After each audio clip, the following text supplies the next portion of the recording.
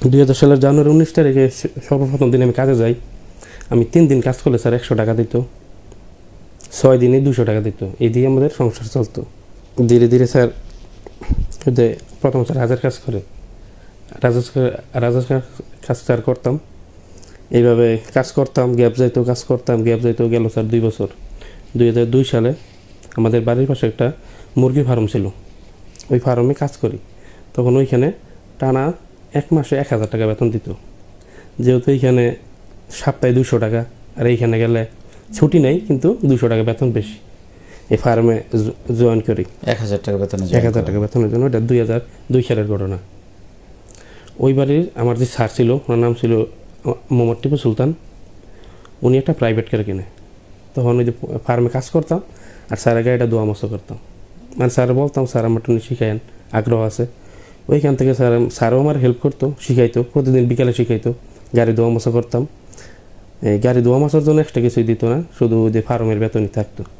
ওইখান থেকে কাজ করতে করতে 2006 সালে এসে স্যার একটা কোম্পানি শুরু করলো। কোম্পানি শুরু করতে পারে মানে তখন আমার 2006 এসে আপনার বেতন কত দাঁড়ালো? 2006 স্যার বেতন 1500 টাকা, 500 টাকা বেড়েছে। এই 3 বছরে স্যার 500 টাকা বাড়ছে। 500 টাকা বাড়লো আমার। আমি গাড়ি চালাইতাম ঠিকই, কিন্তু বেতন দিত আমার স্যার পোলট্রি ফার্মে।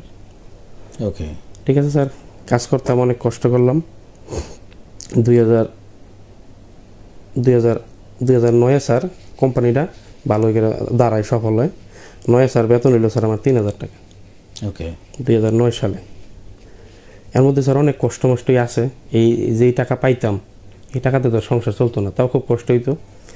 এমনও সময় দিত স্যার, আমি এসিআই নামে একটা ফ্যাক্টরি আছে, এই ফার্মের কাজের পরে 5টার পরে কাজ শেষ, আমি রাতে সাইকেল নিয়ে যাইতাম 9 কিলো দূরে।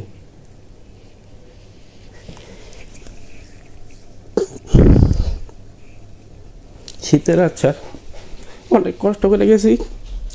সকালে আইছি, আবার ফার্মের কাজ করছি। ফার্মের কাজের ফাঁকে ফাঁকে স্যার একটু ঘুমাইছি। ওই একটা যে টাকাটা পাইতাম, এই স্যার ঘোরাঘুরি করতাম।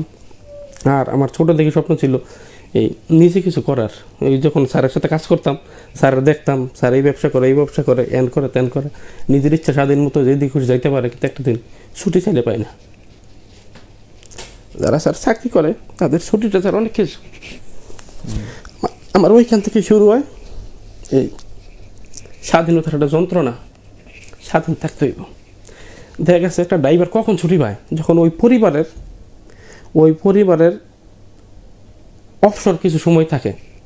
আমারও তো নিজের কিছু প্রয়োজন থাকে, দরকার থাকে, কিন্তু ওই জায়গায় আমি কুলিয়ে উঠতে পারি না চাকরি করার অবস্থায়।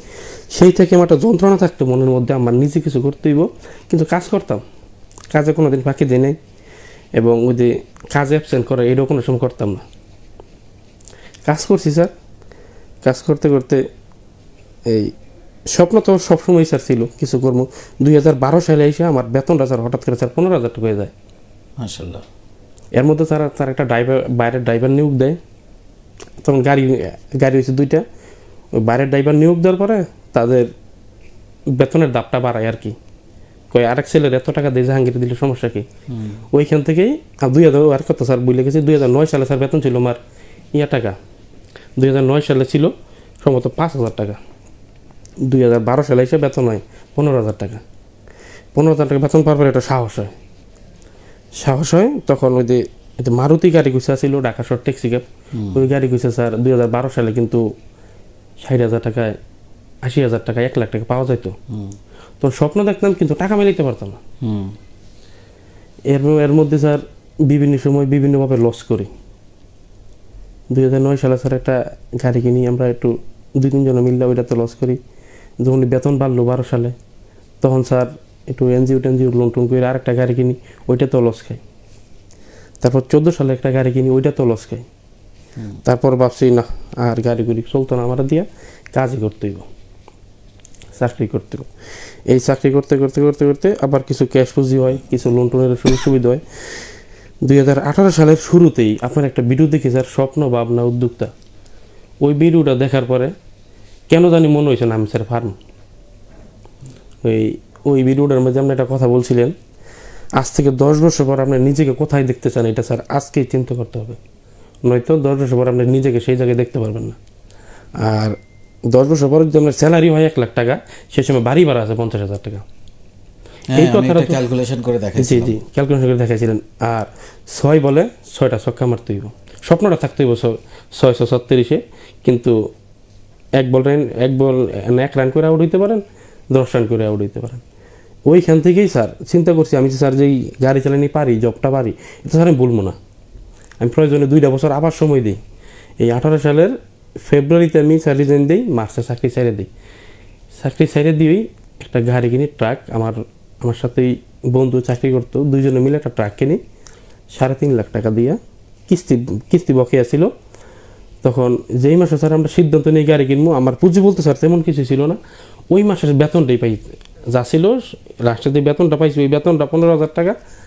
আর আমার শাশুড়ি দেয় 1 লাখ টাকা প্লাস। আর আমার বাড়ির পাশে একটা খালা ছিল দুঃসম্পর্কের, উনি একটা ব্যাংক থেকে টাকা তুলে দিয়েছিল, এনজিও যেটা বলে গ্রাম অঞ্চলের।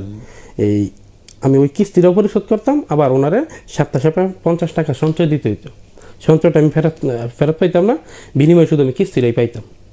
30,000 টাকা লোন করি, আর শাশুড়ি দেয় 1,05,10,000 টাকা, আর নিজেরই 15,000 টাকা, 1.5 লাখ টাকা দিই আমি, আর আমার পার্টনার দেয় 2 লাখ টাকা। এই 3.5 লাখ টাকা দিয়ে একটা ট্রাককে প্রথম কিনি। কিনে পরে তো আমি চাকরি ছেড়ে নিজের গাড়ি নিজেই চালাই। তখন আমি যেদিনকে স্যার গাড়িটা কিনি ওই দিনকে স্যার 32 মাসের ছিল, বকে আছি, মানে 32 মাস লাগতো কোম্পানি সিরিয়াল মতো কিস্তি পরিশোধ করতে। সেই কিস্তিটা স্যার 8 মাসে পরিশোধ করি। আমার পার্টনার কোনো টাকা নেয় না, আমিও কোনো টাকা নেই না, যা ছিল ওই জায়গায় জমছে। আর সেম টাইমে কোম্পানি আমাদেরকে 5 লাখ টাকা ছাড় দেয়। ঠিক আছে, 13 লাখ টাকা পাই, তোমরা 5 লাখ টাকা কম দিয়ে 8 লাখ টাকা দাও। সেম টাইমে আমাদের গাড়ি ক্যাশও ছিল 6 লাখ টাকা। তখন আবার নতুন করে 2 লাখ টাকা দিয়ে অ্যাড করলাম। এই থেকে আমার 2018 সালের গল্প।